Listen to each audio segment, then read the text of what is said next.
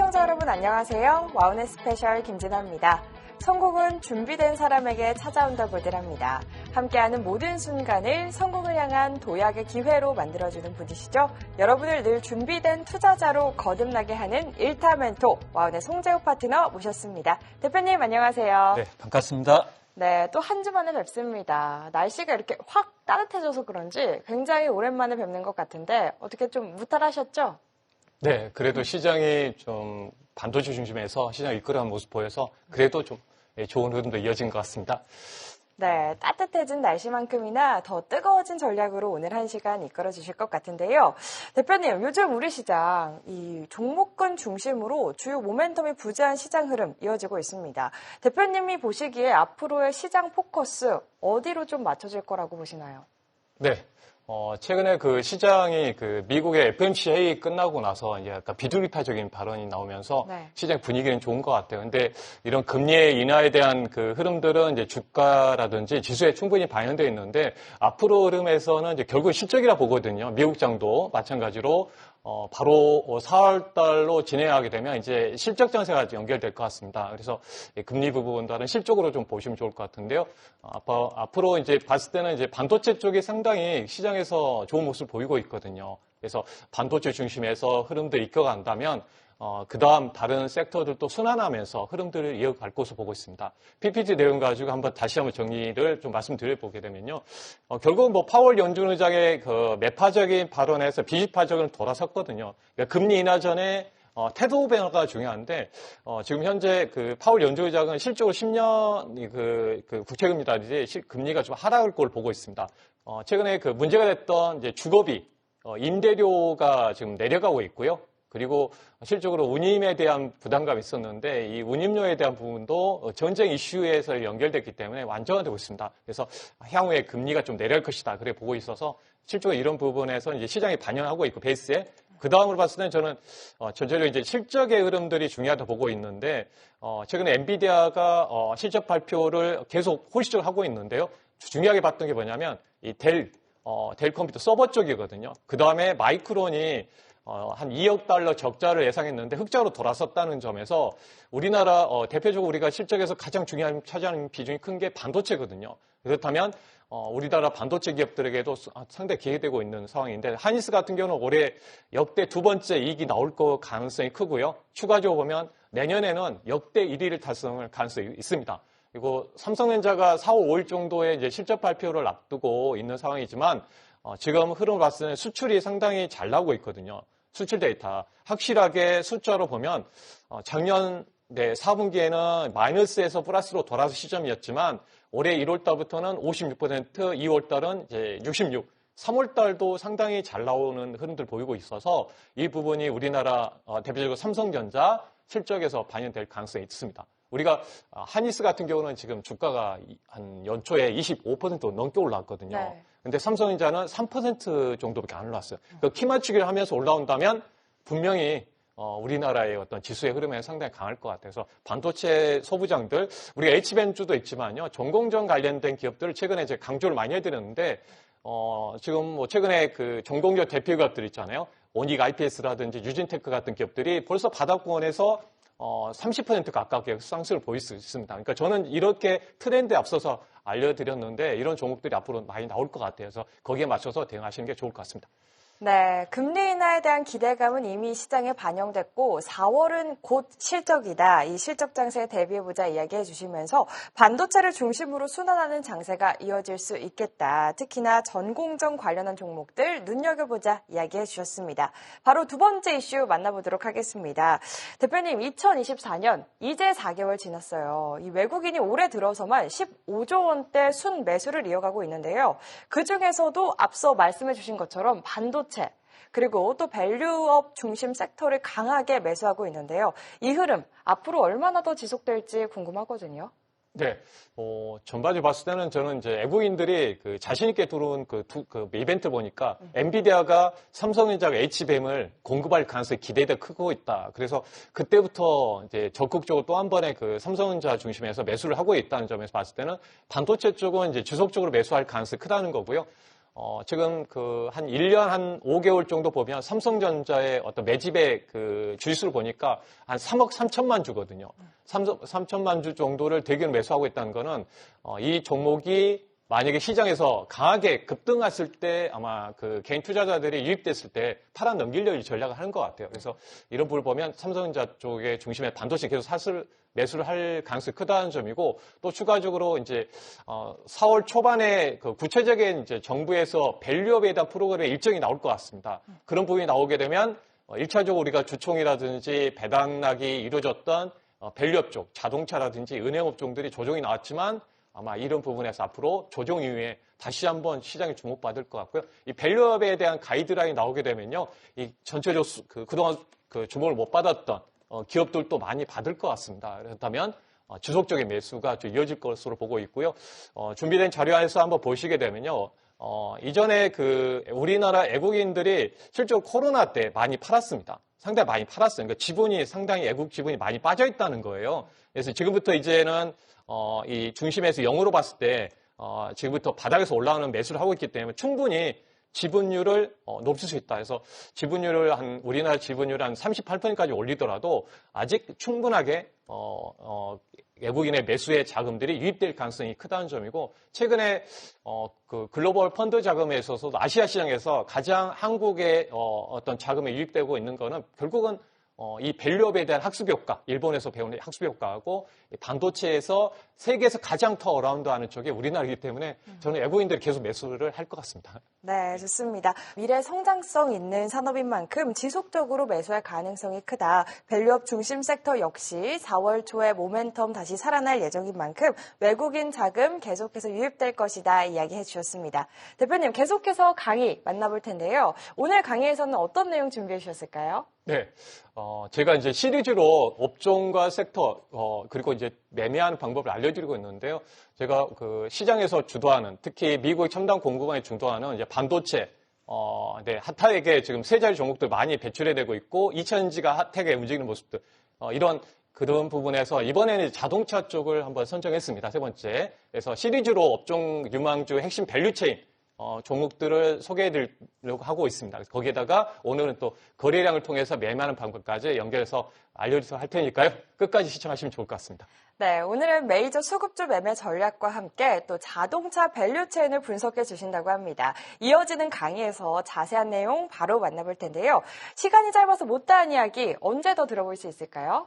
네, 추가적으로 제가 장중 공개방송에서 아웃넷에서 진행하고 있습니다. 화요일 날 장중 8시 반부터 이제 장 내내 3시 반까지 진행하니까요. 아웃넷으로 찾아오셔서 네, 이용하시면 이런 게 함께 할 수 있고요. 또 야간에도 공개방송하고 있습니다. 8시 반에. 그래서 참고해 보시면 좋을 것 같습니다. 네, 매주 화요일에는 장중 오전 8시 반이고요. 수요일과 목요일에는 야간에 또 만나보실 수 있습니다. 한국경제TV 입장하시면 무료로 참여하실 수 있으니까요. 꼭 참여하셔서 따뜻한 상승을 가져다줄 전략들 가득 챙겨가시기 바라겠고요. 그리고 또 대표님, 이번 주에는 또 특별히 선물 더 준비하셨다고 들었는데 네. 어떤 선물인가요? 방송에 참여하시고 또 제가 이제 아웃넷에 오시면 파트너의 쪽에 송재호라는 이제 이름을 검색하시면 제 방에 찾아올 수 있거든요. 거기에 들어오시게 되면요. 거기에 이제 우리가 매매하는 이 특강에 대한 자료도 자료집이라든지 제공해드리고 또 핵심주들을 제가 이제부터 좀 올려드리려고 하고 있습니다.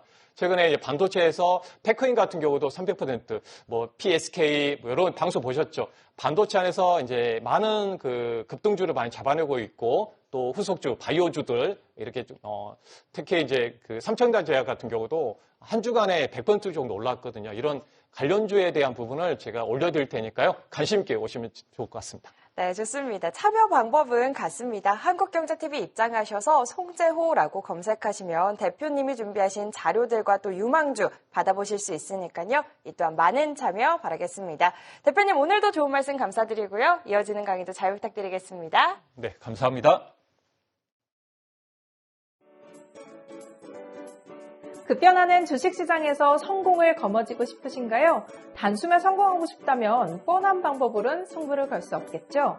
높은 수익률을 자랑하는 일타 고수들의 매매 전략으로 투자 승률을 높여보세요. 어떤 시장에서도 살아남는 고수들의 투자 전략을 송재우 파트너가 소개합니다. 오늘은 자동차 핵심 밸류체인과 메이저 수급주 매매를 소개합니다. 지금 바로 만나보시죠.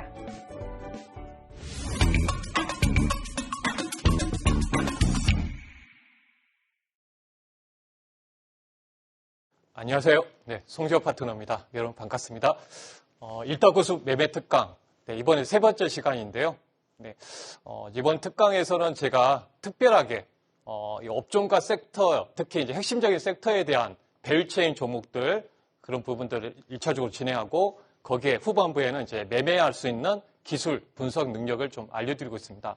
그래서 제가 첫 번째 이제 반도체 그 섹터들을 좀 알려드렸었습니다. 그래서 제가 지금의 시점에서는 이제 반도체 전공정 쪽에 있는 종목들을 보셔야 된다고 강조해드렸는데, 그 한 2주 동안 지나고 보니까, 전공정 관련된 기업들이 상당히 급등이 보이고 있거든요. 뭐 PSK라든지 또 여기 관련된, 그리고 이제 동시 세미캠이라든지, 전공정 관련된 기업들이 상당히 흐름들을 잘 타고 있습니다. 그래서, 지금 최근에도, 전반적으로 금요일장, 저번에 이제 금요일 같은 경우에도 시장은 어려웠지만 이제 뭐 오닉 아이피스 같은 기업들 상당히 흐름도 보였는데 저는 이런 기업들은 미리미리 좀 어떤 트렌드에서 맞춰가지고 투자를 하고 있습니다. 그래서 이렇게 좀 기획했던 거는 결국은 우리가 아무리 길쭉으로 접근하더라도 이 좋은 종목은 이제 밸류체인에 있는 모멘텀 있는 쪽은 그런 종목도 엄선해서 맞춰서 투자하는 게 상당히 중요하다고 생각하고 있습니다. 그래서 그 부분을 맞춰서 강의하고 있다는 걸 다시 한번 말씀 좀 드리도록 하겠고요.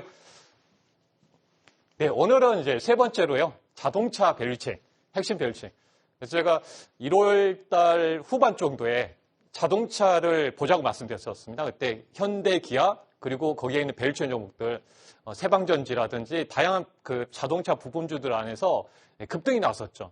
네. 그러니까 포인트 잡아드렸는데, 올해 같은 경우 또 밸류업에 대한 이슈가 또 연결된 부분에서 자동차 빼놓고 볼 수 없거든요. 그래서 첫 번째 자동차 밸류업, 네, 관련해서 핵심 밸류체인. 두 번째는 오늘은 첫 번째는 이동 평균선을 통해서 매매하는 방법, 그 다음에 두 번째는 캔들, 그리고 이번에 세 번째 거래량이거든요. 그러니까 이 여러 가지 이 부분들 가지고 종합해서 우리가 어떤 매매하는데 스킬에 이용하면 좋을 것 같아서 이번에 거래량에 대한 부분을 알려드리도록 하겠습니다. 네, 아까 말씀드린 우리가 성공 투자하기 위해서는요, 기본적인 분석, 이 모멘텀이 될 수 있는 이제 분석 능력을 키워야 되겠죠. 네, 그리고 기술적 분석, 매수하고 매도 포인트를 잡을 수 있는 이 두 가지 포인트로 계속 강의를 진행하고 있습니다. 그래서 우리 이번에 이제 섹터에 대한 부분은 결국은 이제 미국하고 연결돼 있잖아요. 미국의 빅테크 기업들이 어디에 투자하고 있는가? 미국의 정부가 어떻게 주도해 나가고 있는가? 지금 시장에서 보면 중국보다는 미국이잖아요. 그래서 저번에 반도체, 그리고 2차전지 또 연결했었고요. 자동차, 앞으로 바이오 쪽. 예, 최근에 바이오주 소개하고 나서 삼천단 제약에 관련해서 보니까 일주일 사이에 한 100% 정도 올라왔거든요. 3,000당 제약.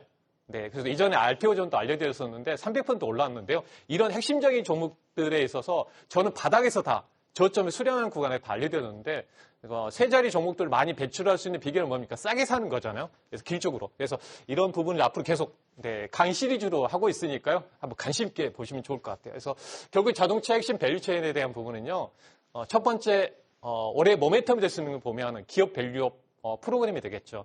예, 4월 달 초반에 또 정부에서 밸류업에 대한 부분을 구체적인 일정이 나올 것 같습니다. 그렇다면 올해 내내 밸류업에 대한 부분은 자동차하고 또 연결돼 있으니까요. 일본의 그 시장에서 도요타라는 그룹이 중심에서 주목을 받았었거든요. 그러니까 우리 현대기아도 충분히 저평가되어 있습니다. 예, 지금 주가가 상당히 지금 상황에서 이제 도요타하고 키맞추기 하려면 주가가 더블 가야 되는 상황인데 한 저평가되어 있거든요. 그래서 기업 밸류업. 그리고 우리가 이제 전체적으로 시장의 분석을 보게 되면요. 한국의 자동차 산업이 어느 정도 세계에서 1위를 달성할 수 있다는 이제 분석 자료가 나오고 있습니다. 여러분들, 네, 우리가 삼성전자, LG전자가 IT 쪽에서 1위를 할 거라고는 정말 30년 전, 20년 전에는 꿈에도 못 꿨는데 어떻습니까? 지금 세계 1위잖아요. 삼성전자. 그러면 자동차도 그럴 가능성이 있다는 거잖아요. 도요타가 예전에 1등은 아니었잖아요. 네, 이런 뭐 GM이라든지 이런 뭐 폭스바겐 같은 회사들이 지금 예전에 주도해 나갔는데 그런 부분에서 이제 도요타가 치고 나왔던 것처럼 결국 우리 현대기아도 기회가 있다는 겁니다. 그리고 전기차 확대를 지금 전반적으로 우리 하고 있습니다. 어떻게 보면 이 전기차에서 글로벌 1위를 달성했기 때문에 이 세 가지 포인트에서 이렇게 볼 수가 있고요. 또 이제 자율주행 이슈가 있겠죠. 시장은 지금 AI 쪽에 핫하게 움직이고 있는데 이게 바로 온 디바이스 AI가 자동차에 이제 AI가 들어가면서 핵심적으로 연결되겠습니다. 그래서 네 가지 포인트에서 자동차 산업을 바라볼 수 있다는 점을 다시 말씀드리고요. 첫 번째 하나씩 체크해 보면 결국은 이제 밸류업에서 보면 가장 ROE가 실적으로 이제 얼마만큼 돈을 벌 수 있느냐가 중요하잖아요. 그래야지 배당도 하고 자사주 매입도 하고 소각도 할 수 있잖아요. 그래서 그걸 보게 되면 ROE에서 가장 앞선 섹터가 자동차입니다. 돈을 많이 벌어들이고 있다는 거고 보시고 또 PBR에서도 아래쪽, 1배 아래쪽에 있는 기업들입니다. 그래서 하나의 포인트로 보면 반도체는 이제 올해부터 실적이 좋아지기 때문에 이제 넘어오는 흐름들이 되겠죠. 그래서 삼성전자를 하니스를 외국인들이 그렇게 강하게 매수하는 이유도 뭡니까? 결국은 이제 ROE가 이제 올라오기 때문에 또 이제 배당도 많이 할 것이고요. 이제 자사주 매입 소각도 많이 할 겁니다. 반도체에서도 그런 부분에 연결 있습니다. 근데 핵심적으로 자동차가 가장 ROE에서 높다는 걸 말씀드리고요. 일단은 그래서 밸류업 모멘텀에서 최근에 보면 핵심적으로 보면 기아가 3월 20일 정도에 이제 배당락까지 배당 기준에서 받았었고 그래서 자사주 매입 소각까지 연결된 부분이 있었죠. 지난 거 한번 보여드리고요. 그래서 결국 이제 일본하고 비교했을 때 보면은 실질적으로 이제 일본은 이제 PBR이요. 퍼가 한 9배 정도 가깝게 되고 있습니다. 근데 우리 현대기아는 어떤 퍼로 보면 한 4배 정도, 4배니까 상당히 한 2배 정도 일본이 좀 비싸다는 거 한번 볼 수 있죠. 그 연도별 우리 실적을 보면요, 왜 이렇게 현대기아가 먼저 올라가고 이제 중심에 받았는가 보면 2020년도에는 영업이익이 2조 3천억 정도였거든요. 근데 3년 후에 보니까 15조 원 넘어갔습니다. 보면 5배 이상 성장했다는 거죠. 예전에 에코프로가 올라갈 때가 영업이익이 한 10배 정도 올랐을 때 템버거 종목이 됐었던 것처럼 상당히 영업이익이 점프한 거죠. 이때만은 뭐예요? 이익이 좋아도 주가가 안 올라갔던 거죠. 근데 실적으로 이제 이익이 5배 정도 증가했다는 거 볼 수 있습니다. 기아도 한 5배 정도, 상당히 11조 원까지 2조 원대에서 그런 올라간 이유가 여기에 있는 거죠. 그래서 포인트를 한번 말씀드리면, 이런 회사들이 나중에 또 실적으로 이제 어떤 레벨을 할 수 있는 요건이 되겠죠. 도요타하고 한번 비교해 볼게요. 도요타는 지금 시가총액이 3,370억 불이고요. 현대기아는 700억 불 정도 되고 있습니다. 근데 이익으로 보면요, 그 분기 이익으로는 이제 도요타 같은 경우는 한 100억 불 정도 나온다고 봤을 때 현대기아는 전체적으로 반 정도 나옵니다. 근데 시가총액은 어떻습니까? 비교해 보시면 어때요? 같은 조건이라면 시가총액이 지금 당장 이 절반 정도라면 지금 주가가 더블 가야 되겠죠. 그래서 이런 부분을 보면 상당히 우리나라 그 현대차 그룹이 저평가되어 있다는 점 말씀드려봅니다. 그리고 이제 지금 그 실적이 잘 나왔던 것도 이제 하이브리드 때문에 좋았잖아요. 이제 현대기아도 그렇고 도요타도 마찬가지입니다. 전기차에 대한 어떤 불신 때문에 하이브리드가 많이 연결됐지만 한계가 있다는 거죠. 연비에 대한 한계가 있습니다. 그러니까 일본의 프리우스가 리터당 22km 정도, 3km 정도 하고요. 산타페 같은 경우도 13.6km 정도 가는데 앞으로 이제 미국도 규제가 있습니다. 연비 규제가 있거든요. 이게 낮추더라도 보시면 나중에 2025년도에 맞춰서 봤을 때는 연비 규정에 떨어지겠죠. 그러면 이런 부분을 연결되면 결국은 뭡니까? 이제 일반 그 제조하는 업체들이 이제 가진금을 물어야 되거든요. 그래서 또 유럽 시장에서 마찬가지입니다. 그래서 지금 그 유럽 시장의 한국 업체가 이제 전체적으로 일본 업체 대비해서 비교하더라도 좀 앞으로 이제 더 유리한 조건이 뭐냐면 현대기아 같은 경우는 전기차를 일본 그 도요타보다 앞서 있습니다. 그래서 하지만 지금 당장은 하이브리드 때문에 이제 일본의 도요타가 주목받고 있지만요. 앞으로 연비 규정으로 봤을 때는 규제 봤을 때는 전기차를 누가 먼저 준비해 나가느냐가 상당히 중요할 것 같습니다. 그래서 이제 현대차 기아 같은 경우는 이제 미국이라든지 이런 쪽에 현지 생산을 늘리는 시점이 이미 공장이 증설되고 있기 때문에 하반기 정도 되면은 중심에서 주목을 받을 것 같습니다. 그 점에서 그래서 그 부분을 말씀드리는 거고요. 그래서 현대차는 이제 2030년에 더 확대 전략을 펼치고 있거든요. 단기적으로 하이브리드가 주목받고 있지만은 좀 중장기적으로 이제 흐름 봤을 때는 전기차로 넘어가야 된다는 게 보입니다. 그래서 현대차가 중요한 게 뭡니까? 이제 배당을 계속 높이고 있죠. 밸류업하고 또 연결되어 있는 점이고, 전기차 확대해서 이제 돈을 벌어들이겠다. 이 점이 이제 전략이고요. 그 안에 또 소프트웨어를 투입해서 수익을 거두겠다. 요즘 이제 자동차의 어떤 여러분들 신문 보면요, 우리가 그 인터넷 보게 되면 SDV라고 보이잖아요. 결국 뭐니까 소프트웨어가 하드웨어, 자동차를 통제하는 시대. 그러니까 여러분들이 그 자동차를 요즘 신형 제품들은 소프트웨어를 터치해서 작동을 많이 하잖아요. 결국 이제 소프트웨어를 통해서 이제 컨트롤하는 시점이 됩니다. 그러니까 이게 대부분 이제 소프트웨어를 통해서 수익을 할 수 있다는 점이 이제 이 현대차가 추구하는 방향이라 보시면 되겠습니다. 기아도 이제 전기차 160만 대 확대하고요. 올해 EV 시리즈도 이렇게 나오거든요. 그래서 어떻게 보면은 전기차의 어떤 흐름이 넘어갈 시점에서는 현대 기아가 치고 나갈 가능성이 크다는 겁니다. 그래서 그 점은 아까 하이브리드에도 있지만 앞으로 긴 호흡에서는 전기차가 중요하다. 그리고 현대차의 그 그룹의 원가 경쟁률을 보면 가장 어떤 경쟁이 가장 크다고 봐야 되겠죠. 그러니까 쉽게 말씀드려 다른 기업들은 차에 대한 원가 경쟁력이 높다고 보시면 좋을 것 같아요. 그러니까 그 원가 경쟁이 낮다고 보시면 돼요. 현대기아가 가장 싸게 자동차를 공급할 수 있다는 능력을 갖고 있다는 겁니다. 그래서 마진도 높일 수 있다는 거죠. 그만큼 경쟁력이 강하다. 그리고 또 하나가 이제 그 부분에서 말씀드리고요. 또 하나 우리가 봤을 때는 토요타 같은 경우에 지배구조를 좀 개선했거든요.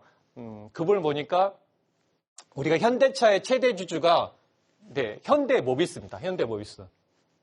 그리고 실적으로 이제 전문구 전 회장님이 현대모비스의 7.2% 정도 가지고 장악을 하고 있고요. 이렇게 현대차는 또 기아를 좀 가지고 있습니다. 그리고 기아는 또 현대모비스를 또 포함하고 있고요. 이렇게 좀 복잡하죠. 그리고 이 현대제철도 현대모비스를 갖고 이렇게 연결돼 있거든요. 그리고 정의선 회장은 현대글로벌 통해 가지고 또 이렇게 또 연결해서 이제 현대차를 이렇게 좀 하고 있는데 앞으로 이런 부분의 지배구조를 개선한다면 어떻게 할 것인가? 결국은 현대모비스를 중심으로 움직일 가능성이 있습니다. 그러면 지금 현대모비스 같은 경우도 매년 그래도 뭐 2조 5천억 앞으로 3조 원대 이익을 내는 그 기업으로 계속 이어가고 있거든요. 현금이 쌓이고 있다는 점이고요. 그래서 아마 이제 자사주가 2.4% 정도 되는데 현대제철하고 기아라든지 이런 지분을 갖고 있는 부분들을 자사주 매입으로 연결해서 어떻게 보면 지배구조를 바꿀 것으로 보입니다. 전반적으로. 그러면 이런 식으로요. 그러니까 이렇게 좀 얽혀있던 순환의 그 구조를 가지고요. 이렇게 현대모비스가 현대차의 지분을 갖고 있고요. 그리고 현대차는 이제 이렇게 기아. 그러니까 우리가 배당을 하게 되면 자사주가 하면 기업의 가치가 이게 올라가면 어떻게 기아차가 올라가고 현대차 그 지배구조가 올라가게 되면 어떻게 되십니까? 현대모비스가 가장 수혜가 크겠죠. 그러면 지배구조에서 주목을 받을 수 있는 그 기업으로 본다면 제가 봤을 때는 현대모비스가 수혜를 받는다 보시면 되겠습니다. 배당을 받으면 또 배당을 받으면 이렇게 좋아지겠죠. 그래서 자사주에 대한 매입에 대한 부분도 중요해서 소각이 되면 기업의 가치는 당연히 올라가겠죠. 그래서 밸류업에서 현대모비스 기업에 대한 부분을 관심 있게 보셔야 된다는 걸 말씀드려보고요. 네, 결국은 뭡니까? 아까 다시 초반에 말씀드렸는 대로 시장은 지금 반도체 그 중심에 있잖아요. 이 AI. 지금은 이제 클라우드 AI 쪽에서 주목을 받았는데 앞으로는 온 디바이스 AI. 이 소프트웨어가 자동차의 하드웨어를 작동시키는 것처럼요. 이제 AI가 곳곳에 지금 그 침투되고 있죠. 여러분들 실시간에서 우리 핸드폰부터 해서요. TV 광고를 보면 AI가 TV 쪽에 침투했다. 예, 그래서 그게 뭡니까? 우리가 어떤 TV를 채널을 보더라도 내가 맞춤명을 주는 거죠. 내가 좋아하는 채널들을 알려주고 그래서 내가 원하는 어떤 영화라든지 드라마 콘텐츠를 TV를 통해서 내가 어떻게 보면 명령을 넣으면 자동으로 보여주는 거잖아요. 그래서 이런 부분 AI 쪽이 이제 앞으로 다양한 IT 제품에 침투가 될 거고 그것도 자동차에도 침투가 됩니다. 그게 바로 그리고 이제 전체적으로 우리가 인터넷이 연결이 안 돼 있더라도요. 자체적으로 자동차 쪽에 이렇게 포함이 돼가지고 AI 서비스가 본격화 될까 자동차 안에서도요. 그래서 그게 바로 자율적으로 넘어가겠죠. 그러니까 꽃은 뭡니까? 모빌리티의 꽃은 메타 모빌리티.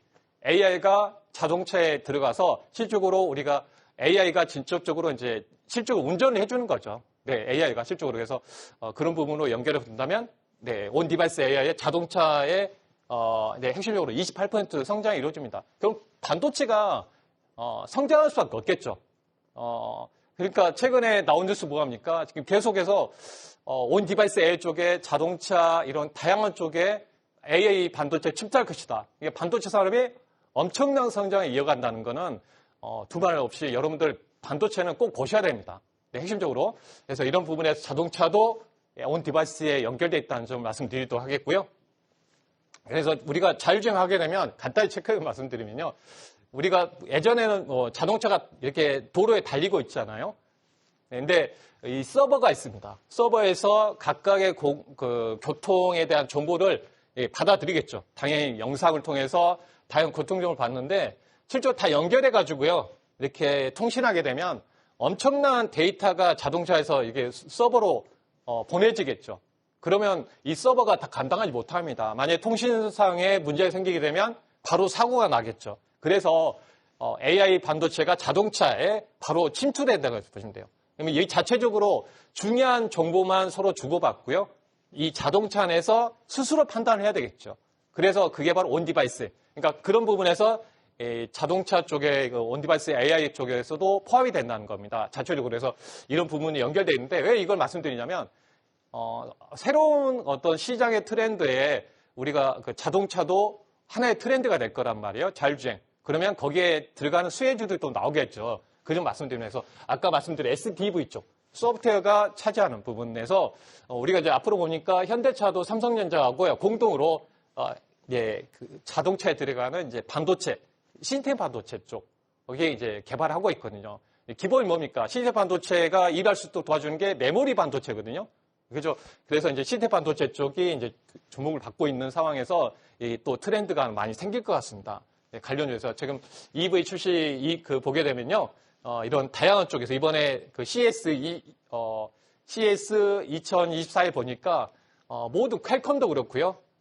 삼성도 그렇고 벤치도 그렇고요. 모든 회사들이 지금 AI를 자동차에 침투시키려고 하고 있습니다. 그게 바로 SDV 쪽이고요. 이런 부분이 있거든요. 그래서 네, 지금 이제 그 전반적으로 레벨 3에 대한 어떤 이제 자율주행 쪽에 이제 본격화 될 것 같아요. 2025년도에. 그런 부분들을 보시면 포인트로 한번 말씀드리고요. 그래서 커넥티드 카, 네, 이런 자율주행하고 연결된 그럼 소프트웨어거든요. 소프트웨어에서 또 이제 수혜가 될 수 있는 기업 보면 현대 오토웨버입니다. 제가 그래서 작년에 한번 이제 이런 부분에 소프트웨어 쪽으로 주목을 말씀드리고 나서 한 6월 달 정도 제가 한번 소개했는데요. 네, 계속 알려드렸죠. 근데 그때 소개하고 나서 주가가 130% 급등 나왔거든요. 그만큼 소프트웨어 쪽으로 현대차 그룹하고 연결되어 있기 때문에 여기에 따라서 앞으로 우리가 메타 모빌리티에서 실적으로 이제 자율주행과 연결되어 있는 게 부분, 이제 현대 오토웨버하고 연결되어 있다는 점을 말씀드려봅니다. 네. 그리고 어차피 로봇도 마찬가지잖아요. 온 디바이스 AI 이런 모든 부분이 자율주행이 다 하나의 축이라고 보시면 되겠습니다. 그러면 거기에 핵심적으로 역할하는 쪽이 현대 오토웨버라는 점 말씀드리고요. 네, 어떤 매출에서 하나만 포인트만 보여드릴게요. 매출에 보면 어떻습니까? 영업 이익에서 차지하는 게 바로 차량용 소프트웨어가 지금 발생하고 있거든요. 예, 그 2021년도부터 이게 커질 것 같습니다. 소프트웨어 산업에서. 그래서 최근에 현대오토웨버가 작년에 이제 올라갔던 것도 이익에 대한 성장의 부분도 말씀을 했던 부분이 있습니다. 그리고 그런 부분이고 앞으로 이제 자율주행 연결된 카메라 쪽, 카메라 모듈에 대한 전장화가 좀 커질 것 같습니다. 어차피 사람의 자율주행이 연결되면 우리가 뭐 나이다도 있고 센서도 있겠지만 사람의 눈처럼 역할하는 게 바로 이 부분이거든요. 카메라입니다. 대표적으로 이 카메라 쪽이 지금 계속 뭐 관련해서 나무가라든지 뉴플렉스 같은 기업들도 막 주목받았던 것도 이런 부분이거든요. 3D 센싱 카메라 쪽. 사람처럼 인식하고 할 수 있는 부분에 능력을 갖고 있는 카메라 쪽이 주목을 많이 받을 것 같습니다. 그래서 다양한 쪽의 카메라가 많이 들어갑니다. 앞쪽, 뒤쪽 여러 군데의 카메라가 많이 들어가겠죠. 자율주행 연결되면. 그래서 자율주행 카메라의 탑재량이 상당히 이제 많이 증가한다는 거죠. 앞만 보고 달리는 건 아니기 때문에 그래서 전면부, 네, 아까 이제 이미지상으로 보였던 것처럼 후면부, 옆면 다 이렇게 전체적으로 카메라 개수가 많이 늘어납니다. 그래서 레벨 3 정도의 카메라 이제 자율주행 연결되면 카메라가 12개 더 필요하고요. 최종적으로 레벨 5까지 가면 카메라가 한 20개 정도 들어갑니다. 20개 정도 들어가기 때문에 이번에 가격도 마찬가지거든요.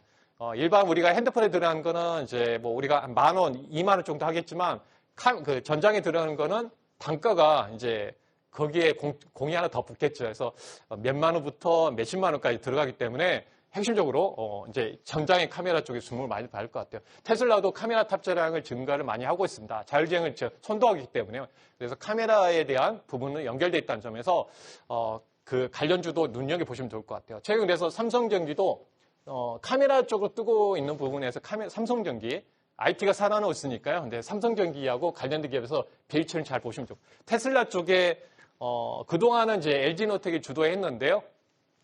이제 테슬라의 공급을 받았었죠. 장기 계약 조 단위로 받았기 때문에 삼성전기가 또 여기에 연결돼 있다는 점 말씀드립니다. 이런 기업들이 이제 주도해 나가는 부분이라 또 MCNS, 세코니스, 삼성전기 파트너이 있고요. 자동차 부분에서 가장 큰 쪽은 이제 매출 기준에서 보면 자기네 사업 안에서 기준 보면 매출이 큰 게 이제 세코니스고요. 그래서 삼성전기 쪽을 중심해서 말씀드려봅니다. 네, 그 다음에 그 반도체 안에서 카메라 이미지 센서. 카메라 이미지 센서 반도체가 뭐냐면 실적으로 우리가 피사체를 우리가 이제 디지털로 전환해 주잖아요. 우리가 사진을 찍으면 우리가 JPG 동영상 사진으로 바꿔주잖아요. 예, 그거 맞습니다. 우리가 아날로그에 대한 그 신호를 디지털로 전해 준다고 보시면 돼요. 블랙박스도 마찬가지거든요. 그래서 이미지 센서 반도체 P 들어가거든요. 예, 주로 삼성전자가 이미지 센서 반도체를 우리나라에서는 주력을 하고 있고요. 소니가 1위 기업이고 삼성전자가 2위 기업이라고 보시면 되겠습니다. 삼성전자도 이제 차량용에 들어가는 이미지 센서 반도체. 아까 반도체 보여드렸죠, 초반에. 그래서 이런 부분하고 연결되어 있다는 점 말씀드립니다. 이미지 센서 반도체가 네, 성장이 많이 이루어질 것 같습니다. 그리고 로봇도 그렇고요. 로봇도 자율주행하면서 이동할 거 아니에요? 지금 이제 돌아다니면서. 그러면 그게 뭡니까? 다 이제 이런 카메라 쪽하고 연결되어 있거든요. 인식할 수 있는. 그러면 이런 반도체가 꼭 필요하다는 거죠, 이미지 센서. 삼성전자. 근데 이제 반도체 후공정에서 많이 본다면은 이제 두산 테스나 쪽, 삼성전자 쪽에 물량 받아가지고 이제 테스트하는 기업이라고 보시면 되겠습니다. 그러면 보면 증설 구동 쭉 한 거 보면 큰 어떤 기업의 부분은 아닌데도 불구하고 이렇게 1년 동안 뭐 2천억대 증설을 하면서 물량이 확대되고 있다는 거죠. 증설을 하고 있습니다. 증설을 해놨고요. 그래서 주로 CIS, SOC 이런 반도체가 앞으로 많이 들어가면 패키지에 들어가는 거거든요. 아까 말씀드려서 SOC라는 이런 그 부분들하고 네, CIS, 칩 관련했던 이런 테스트를 담당하고 있다고 보시면 돼요. 그래서 삼성전자가 앞으로 파운드리의 물량들을 이제 많이 받아오면 동사 같은 경우가 테스트해주기 때문에 이제 수혜가 되겠죠. 그래서 이미지 센서 반도체 후공정에 대한 부분들을 말씀드렸습니다. 두산 테스나 말씀드렸고요. 자동차 이제 앞으로 이제 부품주들이 이제 성장이 이루어지겠지만 이제 뭐냐면 이제 전기차하고 포커스를 같이 맞춰야 돼요. 우리가 뭐 앞으로 배기가스 기업들이 있잖아요. 뭐 그런 기업들이 주목받지 않겠죠. 앞으로 전기차가 확대되면. 그래서 그 부분에서 이제 보니까 이제 전동화에 따라서 흐름이 바뀌죠. 엔진은 이제 모터로 바뀌는 거잖아요. 예, 여러 가지로 해서 그런 부분들 그리고 뭐 변속기가 없죠. 변속기 같은 제품들은 이제 전기차 안 들어가기 때문에 우리가 이제 실적으로 감속기라든지 다양한 다른 이제 부품 쪽으로 이제 바뀌게 되겠죠. 예. 뭐 우리가 거기에 대한 뭐 제동 장치는 그대로 들어가겠죠. 핸들도 그대로 들어가겠지만 그래서 그런 필요한 섹터 안에 있는 그 안에 있는 이제 밸류체인을 좀 솎아내야 되겠죠. 그런 부분을 한번 말씀드려보고요. 네, 타이어도 꼭 필요하겠죠. 그래서 이런 부분이 있어서 한번 제가 한번 이해하기 편하게 한번 그림을 이렇게 한번 다시 연결을 한번 말씀드리면 결국 뭡니까? 이제 우리가 전기차가 앞으로 확대되면 봐야 될 게 LED 램프. 네, LED 램프 같은 기업들, 또 범퍼는 꼭 들어가야 되죠. 시트. 그러니까 우리가 이제 전기차는 워낙 예쁘게 만들잖아요. 이제 고급화입니다. 고급화가 되게 고급화죠. 전기차 같은 경우. 그래서 고급화에 따라서 단가가 높다는 겁니다. 그래서, 그리고 이쪽에 보면 뭡니까? 차체, 셰시, 가볍게 만들어야겠죠. 예, 그 단단하면 가볍게. 조향장치가 있을 거고, 타이어가 있을 거고요. 그리고, 어떤 부품에서는 핵심적으로 일단 보시면 좋을 것 같습니다.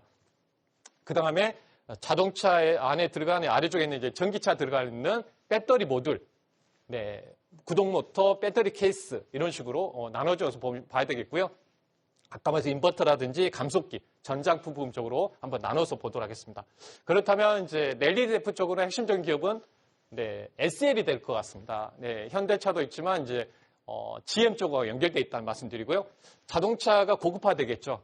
네, 내장재. 그래서 서현야 같은 경우가 시트 범퍼 도어 트림, 네, 도어 트림, 네, 하고, 그리고 현대공업이 시트 소재에 들어가는 쪽, 두월들이 또 시트 쪽이 이런 연결되어 있다는 거 말씀도 드리고요.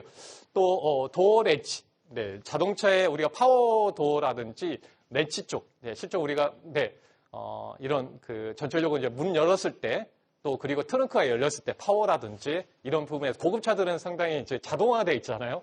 그렇기 때문에 이런 부분에 PHA 같은 기업들이 주목받겠죠. 차체 부분 쪽으로는 송화이텍, 네, 화신, 한국 무브넥스, 명신산업이 연결되어 있고요. 현가 쪽으로는 대웅간업하고 브레이크 쪽은 상신 브레이크 이렇게 나눠 있습니다. 조향 쪽은 이제 HL 만도 쪽이 있는데요. 이런 핵심적인 기업들을 한번 보시면 이렇게 한번 말씀드리고요. 네. 그리고 자동차 부품별로 보게 되면요. 그 배터리 케이스, 아까 그 차체에 관련된 기업이 있었잖아요. 대표적으로 이제 말씀드리면 뭐 송화이텍이라든지 화신 같은 기업들이 전체적으로 이제 배터리 케이스, 배터리 모듈을 또 보호를 해야 되겠죠. 그래서 배터리 케이스를 이렇게 전체적으로 바닥 자동차 밑에 깔리게 되는데 이 케이스를 만드는 기업이 바로 두 회사의 기업이 핵심적인 기업이고요. 또 배터리 모듈, 네, 우리가 셀 지난번에 2차전지 배우셨으니까 기억나시죠? 네, 이 셀을 삼성 SDI라든지 LG 엔솔 같은 기업들의 셀을 받아다가 이제 모듈화합니다. 모듈화하고 팩을 만들고 거기에 배터리 시스템을 장착하게 했죠. 그걸 이제 만들어서 여기 장착하게 됐거든요. 그 배터리 모듈 쪽으로 이제 현대모비스 그리고 또 핵심적으로 세방전지 또 그래 성우 하이텍 같은 기업들이 이 모듈 쪽으로 하는 그 기업 중에 하나입니다. 그래서 또 이런 부분이 있고요. 또 전동화 쪽으로는 현대차 그룹 전체적으로 이제 현대모비스가 담당하고 있습니다. 네, 그 점 말씀드립니다. 또 모터 쪽으로 하나 더 보면 S&T 모티브가 있긴 하지만 현대모비스가 이제 실질적으로 이제 큰 기업이라는 거 말씀드리고요. 네, 이렇게 나눠져 있습니다. 그래서 현대모비스가 전체적으로 배터리만 못 만들지 그걸 가져다가 모듈도 하고 구동 모터도 하고 인버터, 감속기 다 이런 실적으로 배터리 시스템까지 모든 전동화 부품 쪽으로 담당하기 때문에 전기차가 확대되면 이 동사 같은 경우 이제 대응주 안에서 수혜가 될 거라는 말씀드립니다. 그래서 그 부분을 한번 제가 추가적으로 이제 한번 전동화 쪽 그리고 자동차에 대한 밸류체인을 한번 또 정리해 드렸고요. 네, 두 번째 2부 쪽은 이제 결국 이제 두 번째 말씀드린 매매법에 대한 부분들, 거래량에 대한 가지고 이제 메이저 수급주에 대한 부분들 알려드리도록 하겠습니다. 제가 이제 지난번에 이동평균선을 통해서 알려드렸죠. 그다음 캔들. 종합적으로 우리가 이제 보시면 좋을 것 같습니다. 그래서 이번에 이제 거래량을 가지고 우리가 추세를 찾아가면서 우리가 전체적으로 이제 저점 있는 종목들, 앞으로 상승할 수 있는 종목, 상승 예상 종목들을 만들어서 또 매수를 하는 거고, 또 추세가 꺾이기 시작하면 이제 매도를 해야 되겠죠. 그런 포인트를 잡기 위해서 배우는 거니까요. 말씀드리도록 하겠습니다. 네, 매도하는 방법과 매수하는 방법을 알려드린다고 보시면 되겠고요. 이제 한번 정리해 볼까요? 다시 제가 이동 평균선을 보여드렸잖아요. 저는 여러분께 그 작년 11월 달부터 제가 강조해 드린 게 바닥에서 제가 급등주 그리고 대박주를 많이 보여드리겠다고 말씀드렸었습니다. 그리고 나서 정말 수십 개 종목들을 제가 방송에서도 증명해 드렸잖아요. 뭐 제주반도체부터 또 뭐 인터플렉스, 뭐 네페스아크, 뭐 첨성전제약, 뭐 많은 종목들 상한가도 한 6개, 7개 더 나오기도 하면서 했는데 다 이런 자리에 잡아드린 거죠. 보시면 어떻습니까? 일단은 이동평균선 배웠던 대로 이동평균 우리가 주식은 수렴할 때 사는 거고요. 확산했을 때 파는 겁니다. 근데 반대로 여러분들이 매매를 하잖아요. 확산할 때 막 올라가니까 여기저기서 이제 또 올라갔다는 소식이 전해지니까 여러분들이 매수하잖아요. 이런 자리에서. 근데 진짜 실제로 수익을 많이 나신 분들은 다 이런 자리에서 삽니다. 이런 자리에서는. 그러니까 일단 수렴하는 구간들 또 있죠. 그리고 나서 뭡니까? 거래량이 평소보다 살아나고 있잖아요. 표가 이제 그림이 작긴 하지만 거래량이 평소보다 증가했습니다. 특징적으로 수렴하는 과정. 그러니까 수렴하고 이동평균선 수렴하고 모아졌다가 여기 보면 양봉이 뜨고 캔들이 양봉이 뜨면서 거래량이 증가를 보이고 있습니다. 특징적으로 보시면. 그래서 중요한 포인트 자리에서 어떻습니까? 또 한 번 올렸다가 또 이쪽으로 행보하다가 또 이렇게 캔들 양봉 나면서 거래량이 실리면서 전체적으로 매집하는 패턴을 보이죠. 보시면 여기서도 또 2차, 또 세 번째 상승할 때 보면 거래량이 이렇게 실리면서 흐름을 보였습니다. 그래서 결국은 이제 수급이 들어왔다는 거고 여기에 매집이 들어왔다는 게 보입니다. 그래서 세 가지 포인트에서 이동평균선, 거래량, 캔들까지 보면 이런 흐름을 타거든요. 결국 뭡니까? 수렴했던, 역배열에서 수렴했던 그 부분에서 쭉 오니까요. 이동평균선 정배열되졌죠. 그러니까 우리가 하락을 하겠지만 전체적으로 나중에 수렴해가지고 이동평균선들이 역배열에서 정배열 넘어갈 시점, 만나는 시점 있잖아요. 역배열에서 만난 시점. 이 포인트에서 네, 관심 있게 보시다가 네, 양봉이 뜨면서 거래가 실리면 추세가 바뀌구나. 그래서 그러잖아요. 꼭 하다 가다가 이제 이렇게 갑자기 급등 나오면은 그때부터 매수 포인트가 되면서 시작점이잖아요. 그래서 거래량과 이 세 가지 포인트를 보시면 이제 우리가 더 쉽게 알 수가 있습니다. 거기다 보직표까지 나중에 보직표도 이제 제가 핵심적으로 알려드릴 테니까요. 네, 나중에 또 계속 보시면 좋을 것 같습니다. 그래서 삼청단 제약 같은 경우도 보시면 어떻습니까? 실질적으로 제가 포인트를 잡아야 될 아래쪽이죠. 그러니까 저는 바닥에서 보여드렸다고 했던 거고요. 왜냐하면 이렇게 이동평균선들이 쭉 하면서 모아져 있죠. 아까 보신 대로 이동평균선 모아지면서 여기에 이제 양봉이 뜨기 시작했습니다. 평소에. 그래서 한 번씩 떴었죠. 그러면 여기에 거래량이 실렸었죠. 양봉이 뜨면서 전체적으로 뭡니까? 쭉 이동평균선 아래에서 왔다 갔다 하다가 전체적으로 거래가 실리기 시작하니까 어때요? 이제 정배열되어지죠. 정배열되어지면서 양봉에서 이제 거래에 실리면서 그리고는 어떻습니까? 이게 하나하나 흐름 보면 매수 신호가 뜬 거죠. 거래량. 그래서 이런 흐름을 보면 중간중간에 거래량이 실리는 점이 보일 겁니다. 그리고 아까 이동평균선, 캔들 그동안 배운 걸 한번 제가 복습해 드리는 겁니다. 그리고 나서 거래량까지 실리면서 포인트 자리가 나오면서 이렇게 정비해주 우상향하는 놈들 보이면 여러분들 이제 이런 쪽은 이렇게 하다가 마지막에 끌어올리죠. 네, 끌어올립니다. 그래서 주가라는 게요, 이렇게 보통 이렇게 급등해서 갑자기 나오는 것도 있겠지만 스물스물 올리다가 그 다음에 세력들이 끌어올리거든요.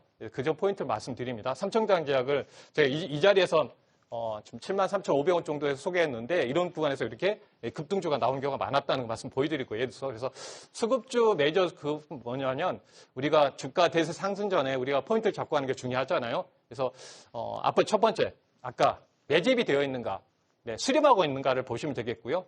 결국은 세력들이 이제 실제로 우리가 많이 배우신 대로 거래량을 숨길 수 없다고 하잖아요. 아무리 속이려고 해도 왜냐하면 더 많이 사면 그 거래량의 표시가 되기 때문에 그렇다는 거죠. 그래서 거래량과 밀접하게 그 흐름에서 연결되어 있기 때문에 포인트에서 한번 말씀드려보도록 하겠고요. 그래서 급등전을 보니까 보통 똑같습니다. 아까 일단은 여러분들도 생각해보면 어때요?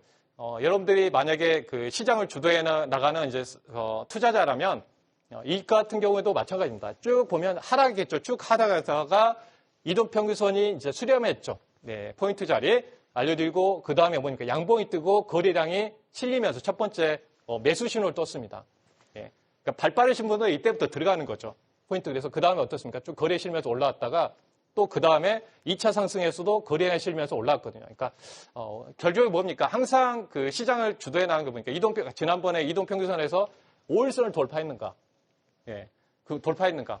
네, 그 부분들 이제 놓으시면 좋을 것 같고요. 양봉을 뜨고 있는가, 그리고 거래량이 증가하고 있는가를 포인트로 보시면 돼요. 그리고 네, 추세가 밑으로 내려가면 안 됩니다. 우리 보통 이제 좀 그 많은 투자자들이 잘못하신 게 뭐냐면 지금 추세는 어떻습니까? 쭉 하락하다가 이제 돌아가면서 올라가는 거잖아요. 근데 많은 투자자들 뭡니까? 이렇게 쭉 하락 추세는 가지고 반등 나오다고 이제 들어가다가 물리시는 경우가 많이 있잖아요. 그러니까 아까 말씀드렸죠. 초반에 이동평균선도 보셔야 된다는 겁니다. 추세를 돌리면서 올라가는 과정이 이렇게 정배열되어졌잖아요. 5일선, 20일, 이렇게 60일선 정배열되기 시작하죠. 추세가. 그러면 아까 말씀드렸죠. 5일선을 타고 가고 있는가, 돌파했는가, 이렇게 좀 정배열되면서 그리고 거래량이 실리면서 양봉이 떴는가를 잘 보시면 이런 쪽의 종목들이 나중에 추세를 타고 많이 올라갑니다. 그 다음에 또 한 번에 또 흐름을 보이고요. 그러니까 1차, 2차, 3차적으로 올라가면서 이제 쭉 올리죠. 추세를. 그래서 이런 포인트를 좀 말씀드립니다. 예, 이 종목도 마찬가지고요. 예, 그동안 쭉 그 추세적으로 쭉 하락하다가 첫 번째 거래에 실면서 올라온 점이 있는데 본격적으로 상승할 때 보면은 이렇게 네, 거래량 흐름들 보이고요.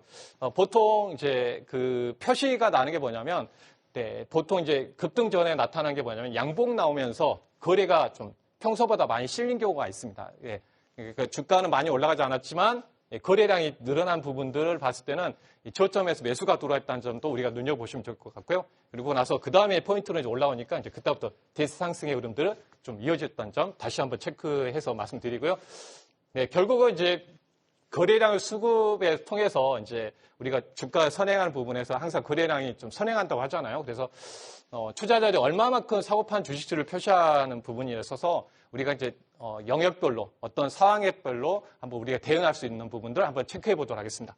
네, 결국 이제 어느 투자자들이 이제 어느 종목에 관심이 있는지 알 수가 있겠죠. 그러면 좀 양봉이 뜨면서 이제 거래량이 늘어났다는 건 결국은 투자자들이 이 종목에 관심이 많이 있다는 거고요. 이 종목이 많아진다는 건 결국은 이제 앞으로 매수할 수 있는 사람들이 많아질 수 있다는 점을 우리가 눈여겨보시면 좋을 것 같습니다. 그래서 시장에서 이제 사고 파는 주식 수의 의미잖아요. 네, 그래서 항상 뭐 SK하이닉스도 그렇습니다. 한번 주가 보면 항상 하락에서 포인트 아까 말씀드렸죠. 네, 역배열에서 정배열로 넘어갈 시점에서는 만난다는 겁니다. 이렇게 이동평균선을 수렴한다. 수렴하는 과정에서 네, 결국은 여기에 주도하는 세력들도 마찬가지죠. 투자자들도 애국 투자가들, 기관 투자자들도 봅니다. 네, 이렇게 하락 추세에 있는 종목을 사겠습니까? 그게 아니잖아요. 쭉 있다가 돌리는 과정에서 주포들이 돌리기 시작하면 그때부터 들어오는 거죠. 그러다가 추세를 이렇게 돌리니까 어떻습니까? 살짝 돌리니까 그때부터 이제 매수, 대량 매수가 거래에 실리면서 대세 상승으로 넘어가는 흐름들을 보이고 있습니다. 네, 이런 포인트 자리. 저는 그래서 이 자리에 대해서 상당히 중요하게 말씀드리고 대부분 이런 종목들을 제가 뭐 다양하게 좀 방송에서 좀 말씀드렸던 것도 이 포인트 자리에서 알려드려야지 수익이 좀 많이 나오거든요. 네. 그래서 첫 번째 거래량이 이제 밀접한 관계있기 때문에 아까 이제 설명드린 부분이라 네, 중복된 부분 넘어가도록 하겠고요. 네. 여기 보시면은 네, 최근에 이제 세방전지 같은 경우도 마찬가지거든요. 이렇게 이동평균선 아까 복습 차원에서 이렇게 모아졌죠.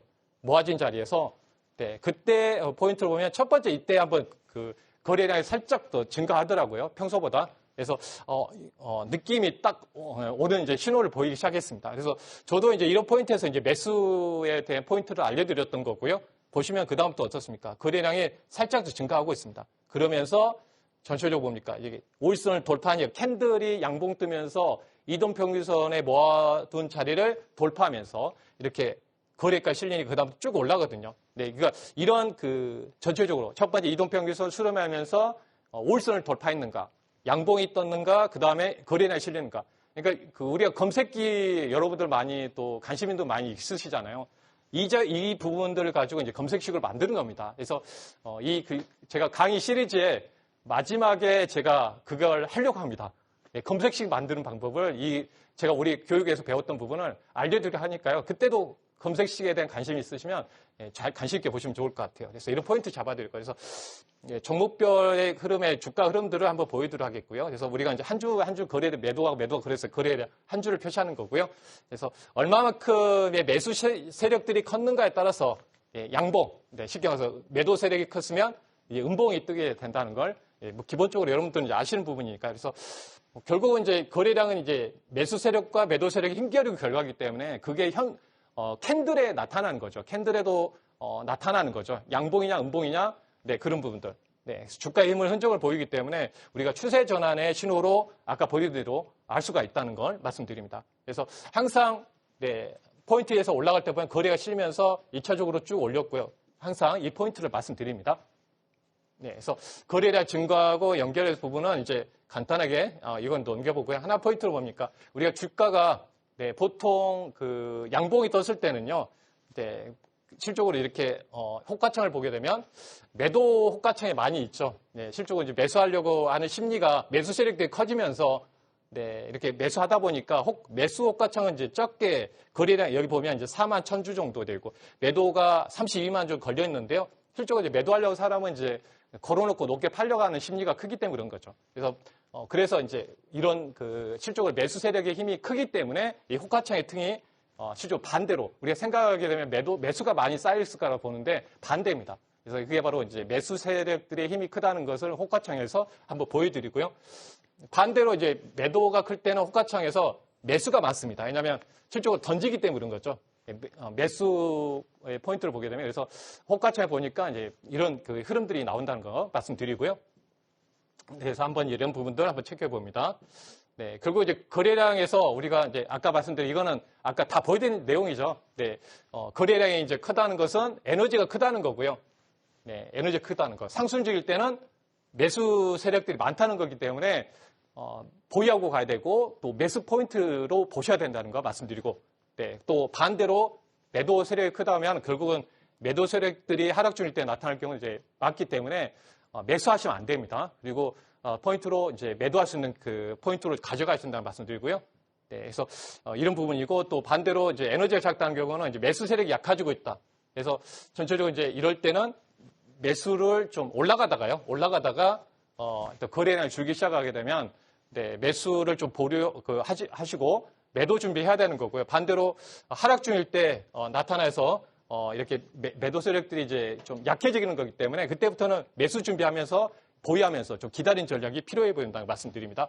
그래서 상단에 거래량이 터지게 되면 네, 급격한 이제 매수 세력이 커지는 부분들이 있기 때문에 그 포인트로 알려드리면 결국은 이제 매수 세력이 힘이 크다는 점에서 보유하고 가는 게 맞을겠죠. 아까 이제 포인트로 일단 기본이었으니까 아까 설명드린 부분 중독적인 부분이라 한번 그냥 넘어가면 결국은 이제 이런 경우는 터지게 되면 보유하면서 대응을 하셨으면 좋겠다는 거 말씀드립니다.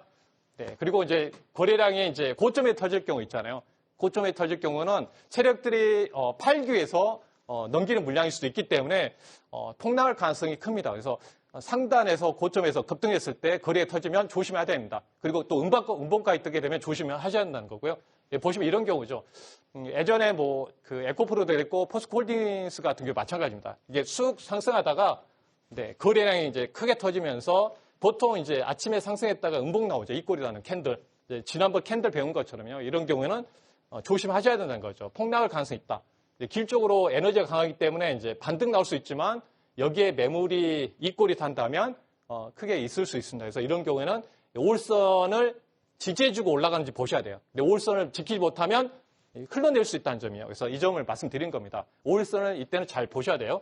포인트로 해서 또 이제 주가가 이제 상승하면서 거래량이 감소하게 되면 매수할 수 있는 힘이 좀 약해지고 있다는 점이고 매수의 한계가 다다르고 있다는 점입니다. 그래서 중간에 이제 거래량이 터져줘야 되거든요. 그러니까 그 점 말씀드립니다. 그래서 올라가고 있는데 이렇게 거래량이 이렇게 계속 살아나다가 이렇게 거래량이 줄기 시작하면 이제 매수의 힘이 약해지고 있다는 점을 말씀드리는 겁니다. 네, 그러고 나서 이제 매도하려고 이제 세력들이 팔 수 있기 때문에 이 점을 말씀드린 거고요. 이제 거래량 없이 올라온 경우는 이미 세력들이 이 자리에서 네, 이미 매집을 완료했기 때문에 이제 거래량 없이 끌고 올라온 경우도 있습니다. 근데 그 부분에서 5일선 타고 가는 경우 많이 있죠. 그래서 이런 경우는 한 번쯤은 아래에서 거래에 실리면서 올라온 경우 이렇게 5일선의 흐름 타고 가기 때문에 저는 이제 이동평균선의 전략처럼 말씀드렸죠. 이렇게 만약 쭉 이격을 파고 올라가면 5일선을 잘 보시라는 거고 21선과 타고 가면 20선을 잘 보시라는 부분 말씀드렸습니다. 네, 이쪽 보시고요. 그러니까 또 거래량 없이 주가만 내린다면 추가적으로 이제 좀 기다리셔야 되겠죠. 네, 이렇게 흐름도 쭉 내려오면 아까처럼 이제 거래량 쭉 들어있으면 네, 결국은 거래가 실릴 때까지 기다려야 됩니다. 바닥에서 거래 실릴 때까지 쭉 그 흐름 타고 내려올 수 있기 때문에 매수 세력이 이제 많이 없어졌다는 의미가 되잖아요. 또 물론 또 매도가 많이 줄었다는 의미도 되기 때문에 이런 경우는 좀 기다려야 됩니다. 거래가 실릴 때까지. 네, 추세도 봐야 되겠죠. 그러니까 제가 말씀드렸죠. 이동평균선하고 추세하고도 같이 봐야 됩니다. 그래서 그 부분에서 이렇게 쭉 거래 없이면 이렇게 쭉 보면 이렇게 쭉 내려온 모습들 보여준다는 말씀드리고 네, 거래가 실릴 때까지 기다려야 된다. 폭락하다 다음에 이제 거래량이 실리게 되면 네, 그때부터는 이제 매수를 해야 되겠죠. 아까 쭉 내려왔다가. 그래서 이 부분을 말씀드린 겁니다. 거래 실릴 때까지 기다린다, 바닥에서. 그리고 이동평균선이 수렴하는지 보셔야 된다는 거 말씀드리고, 아까 양봉이 뜨는지 보셔야 된다는 말씀드립니다. 그래서 이런 포인트로 좀 흐름에서 좀 알려드렸고요. 그래서 여러 가지 사례에 대한 부분들, 이제 중복적인 부분이라 그냥 넘어가도록 하겠고요. 특별히 여러분께 이제 하나 더 이제 보여드리게 되면 추가적인 부분은 제가 나중에 또 그 유튜브 송주열 고수TV에 추가적인 내용들 또 올려놓도록 하겠습니다. 하여튼 끝까지 시청해주셔서 감사하고요. 다음에 또 다음 강의 또 알차게 준비할 테니까 관심 있게 보시고요. 다음에 또 뵙도록 하겠습니다. 여러분들 감사합니다.